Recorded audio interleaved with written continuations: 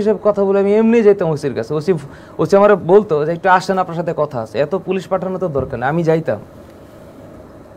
ওমা, তারপরে থানায় ঢুকলাম, সবার চেহারার মধ্যে একটা কেমন যেন ডিফারেন্ট ফিলিংস। সিচুয়েশনটা তো এরকম না। এই ওসি রুমে ঢোকার পর দেখলাম পুরা রুমের মধ্যে আপনার পুলিশের লোকজন বসা, কাউকে তো চিনি না, এডিসি ডিসি, হ্যাঁ, এক একজন বসা এরকম পুরাটা রুমের মধ্যে। যতটা সিট আছে সব রুমের, মানে সবগুলো সিটের মধ্যে পসিবল যতটা পুলিশ আছে, এর মধ্যে আবার দুইজন দাঁড়ায় আছে মোটা লাঠি নিয়ে। তা আমি আবার এদিকে একটু তাকাইলাম, ডিসি বসে আমাকে বলতেছে এই যে লিডারটা আসছে, ওর একটা আপ্যায়ন করো। উইদিন 10 সেকেন্ড মায়ের শুরু হয়ে গেল আমার উপর, আমি এবং সানি দুইজন রে, মানে এত মারছে। আমি তো বুঝতেই পাই, আমি বললাম কথা বলতে আসছি। এই জায়গাটা কোথায়? মানে থানার ভিতরে। হ্যাঁ, থানার ওসির রুমের মধ্যে। আচ্ছা, এত মার, মানে আমার কাছে মনে হলো যে আমি করলাম কি করলাম আমি। পরে বুঝতে পারলাম যে ফেসবুকে স্ট্যাটাস দিছে তারেও ধরা হয়েছে, মানে তাদের উপরে হয়তো একটা প্রেশার ছিল, মানে ওনাদের উপর আমার করুণা হয়, মানে ওই পুলিশ অফিসারদেরকে দেখলে আমার করুণা হয়। এনারা জানে না যে দিন শেষে আফটার লাইফে ওনাদেরকে হিসাব দিতে হবে। তো যতটা আঘাত আমার গায়ে লাগছে, প্রত্যেকটা আঘাতের একটা সমান সমান হিসাব হবে না, সেই হিসাব তো আমি নিব। তো আমার কাছে তখন মনে হইল এত মারতেছে কেন। আমার চোখ দিয়ে কিন্তু একটু পানিও বের হয় না, কারণ আমি মানে প্রচুর ফুটবল খেলি, বডি টডি মারাত্মক শক্ত। ও মাইরা আমার কিছু করতে পারবে না, এটা আমি বুঝতেছিলাম। মার কত মারবি, কিন্তু হাড্ডি ভাঙিস না। এরকম হাত পাচ্ছি আর হাতের মধ্যে বাড়ি মারে।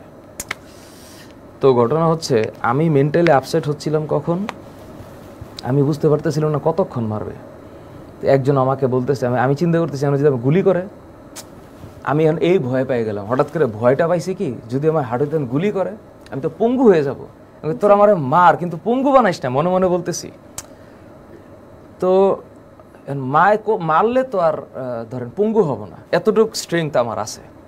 সানিরে মারতেছে কোথায়, পেছনে, মানে আমাকে ধরে শোয়াইছে এরকম একটা ইসের মধ্যে, মানে কোন একটা বসার জায়গা আছে, এটা সোফার মধ্যে।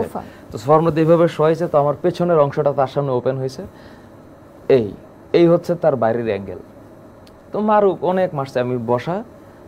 কি যে কাহিনী করলো এক একজন, মানে কোনো কথাবার্তা নেই? আছে, কথাবার্তা আছে, কথাবার্তা তারা বলতেছে। হ্যাঁ, আমার তখন মনে হইতেছিল যে এই যে পুলিশ, তো চাকরি করস তাই না, তোর তো ছেলে মেয়ে আছে। আমার তখন লিটারেলি ওদের প্রতি হেটফুল লাগতেছে, যে ওদের ঘরে যতগুলো ছেলে মেয়ে আছে সবগুলো ছেলে মেয়ে আমার ছাত্র, এটা আমি জানি।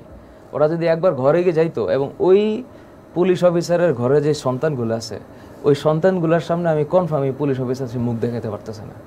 মানে ওরা তো জানে যে মিরপুরের ডিসি তৎকালীন কে ছিল।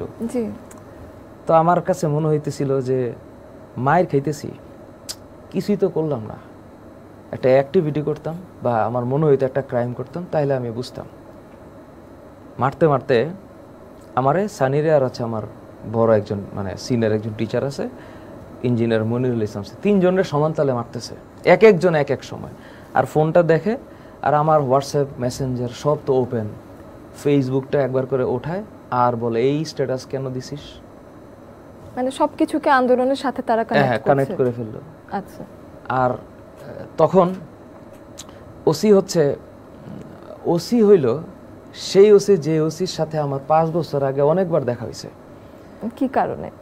আমার অফিসের একটা প্রজেক্টে ওনার কাছে যাওয়া লাগছে। আমি তখন ওসিকে আমি ফিল করতে পারিনি, কারণ ওসি তখন কিছুই করে নাই।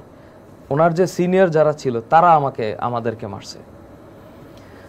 মারতে মারতে ওনারা মনে একটু টায়ার্ড হয়ে গেছে, আর পারতেছে না মারবে, কতক্ষণ মারবে। এরপরে আমাদেরকে থানার হাজতে নিল। থানার যেই রুমটা, সেই রুম থেকে থানার হাজতটা হচ্ছে এই 50 গজ দূরে। 50 গজ কত, হ্যাঁ, হাইটে হাঁটতে পারতেছিলাম না, তখন তো এই মাসেল টাসেল সব একদম কালো বানায় ফেলাইল। এরপরে আবার আমাকে ডাইকা নিয়ে আসছে। এইবার ওসিকে দেখে আমি চিনছি, আমি তখন ওসির দিকে তাকাই না। পুলিশ তো মিনিমাম ওইখানে ছিল 1 2 3 4 5 6 7 8 9 10 জন, ওসি ছিল 11 নম্বর। তারপর আমি বললাম, আপনাকে তো আমি চিনি। আমার শরীর কিন্তু পুরাটা এরকম ফুলায় ফেলাইছে মাইরে। হ্যাঁ, ফাদ ভাই আপনাকেও তো আমি চিনি, এই আপনার সাথে আমার 2018 সালে একবার দেখা হইলে, আপনি প্রজেক্টটা মনে আছে? ওহো, বলেন কি? এক খোশ গল্প শুরু হয়েছে তখন। বডিতে কিন্তু আমার মারাত্মক অবস্থা, ওই পরিস্থিতিতেই উনি হ্যাঁ আমার হাতে কিন্তু হ্যান্ডকাফ। আচ্ছা এই ওসি আমি এরকম, ওসি সাহেব আপনাকে তো আমি চিনি, আপনি, আপনার সাথে আমার কথাও হয়েছে 2018 একটা প্রজেক্টে। আমি তখন ওয়াটার অ্যান্ড লাইফের অপারেশনস ম্যানেজার ছিলাম, 18 সালে চাকরির কথা বলছি। তো তখন আমি বললাম, আপনি, হ্যাঁ আর ফাদ ভাই আপনার সাথে এই এই এই ই করো, এই ঠান্ডা পানি নিয়ে আসো। কারা যেন একটা বললো, আমাকে একটা ঠান্ডা পানি দিল, মানে বরফের পানির যে ঠান্ডা পানিটা, এইটা লাগায় বসে থাকলাম। আমার চা খাওয়াইছে, চা অফার করলো, আমি চাও খাইলাম।